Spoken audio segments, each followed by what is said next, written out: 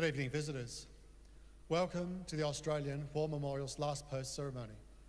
My name is Craig Burrell, and joining us today from the Australian Army Band Corps is Warrant Officer Class 2 Joanne Davey.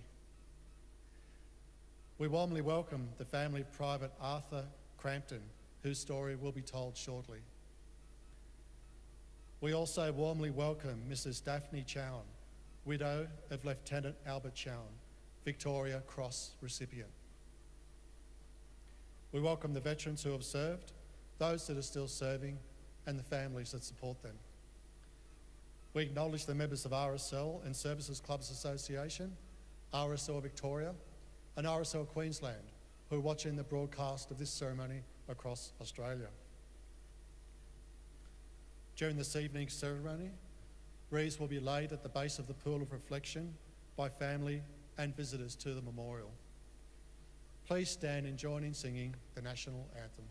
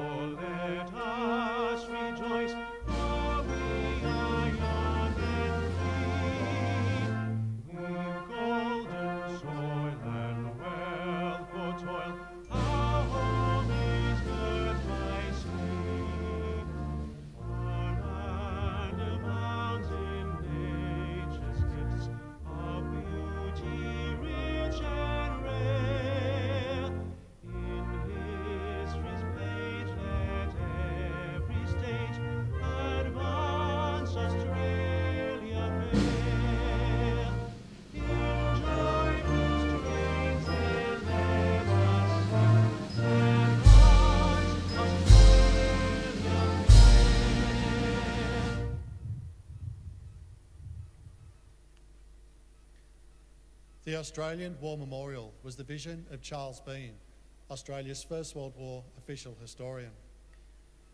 Bean landed with the Australian troops on Gallipoli and stayed with them at the front through to the end of the war.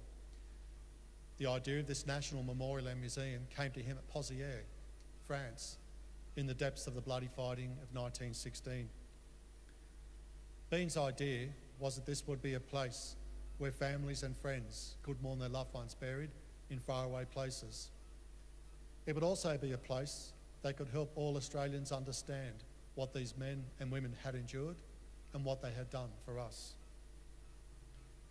Bean's vision, to which we remain true, is best expressed as inscribed in the entrance to the memorial's galleries. Here is their spirit, in the hearts of the land they loved, and here we guard the record which they themselves made.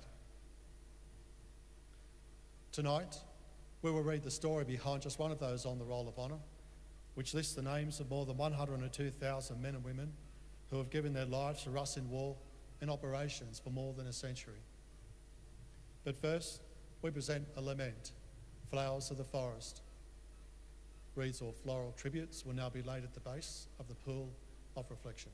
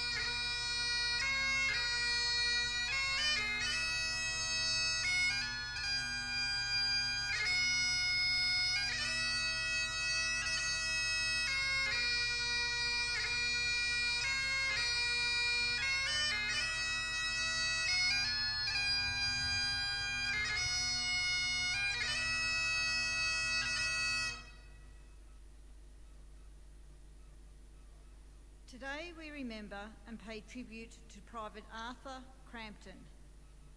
Arthur Crampton was born on the 7th of August 1893, the eldest son of William and Mary Crampton of Selston in Nottinghamshire, England. The Crampton family immigrated to Australia in 1901, settling in Cardiff, near Newcastle in New South Wales. Arthur's father, uncle and grandfather were coal miners. After attending Hamilton Public School, Arthur found work in the local mines and developing industries in the Newcastle area. Arthur Crampton enlisted in the Australian Imperial Force in September 1916. After a period of training at the Rutherford military camp, he sailed for England with a reinforcement group for the 56th Battalion. On arrival, he spent several months training on the Salisbury Plain in Wiltshire before embarking for France in April 1917. By the time he joined the battalion, Australian troops were locked in fierce fighting with the Germans in an attempt to break through the Hindenburg Line near the village of Bullecourt. The Australian 4th Division had assaulted the position earlier that month, with intense fighting resulting in thousands of Australian casualties.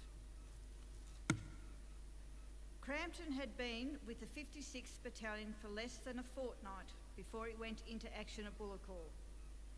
The Australian 5th Division, of which the 56th was part, had been drawn into a protracted fight after Australian troops had succeeded in gaining a toehold in the German trenches, repelling counterattacks over the following weeks. On the 15th of May, parts of the 56th Battalion were subjected to German mortar and artillery fire while occupying position in the recently captured defences known as Tower Trench. When the fighting ended, the 56th Battalion had lost 114 men, killed, missing and wounded. Among the dead was Private Arthur Crampton, who was 23 years old. He was buried near where he fell and was later reinterred at the Queensland Road Cemetery where he rests today. In the weeks following his death, Arthur's grieving family inserted the following epitaph in the local newspaper. Another hero gone to rest, to sleep forever with the blessed. He knew the honour was at stake, and so for king and country's sake. His name is listed on the Roll of Honour on my right, amongst almost 62,000 Australians who died while serving in the First World War. His photograph is displayed beside the pool of reflection. This is but one of the many stories of service and sacrifice told here at the Australian War Memorial. We now remember Private Arthur Crampton, who gave his life for us, for our freedoms, and in the hope of a better world.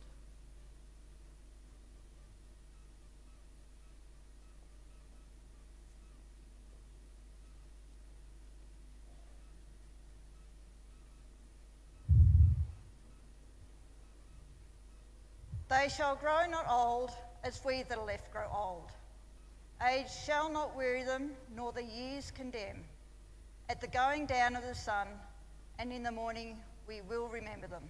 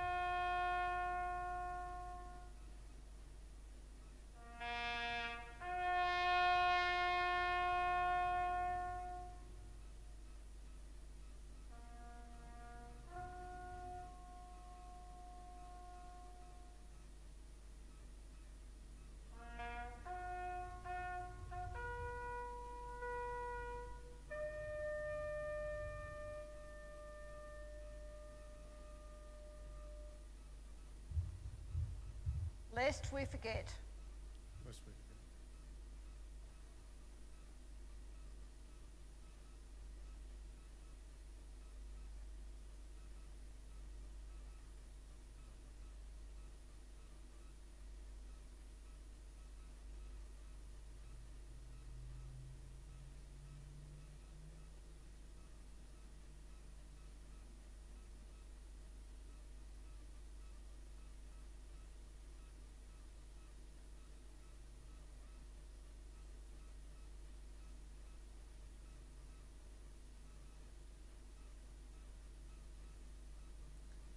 We leave you this evening with the words of the memorial's founder, Charles Bean.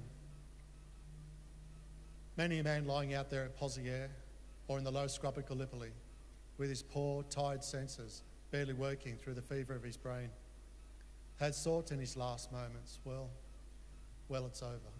But in Australia, they will be proud of this. Ladies and gentlemen, that concludes the last post ceremony.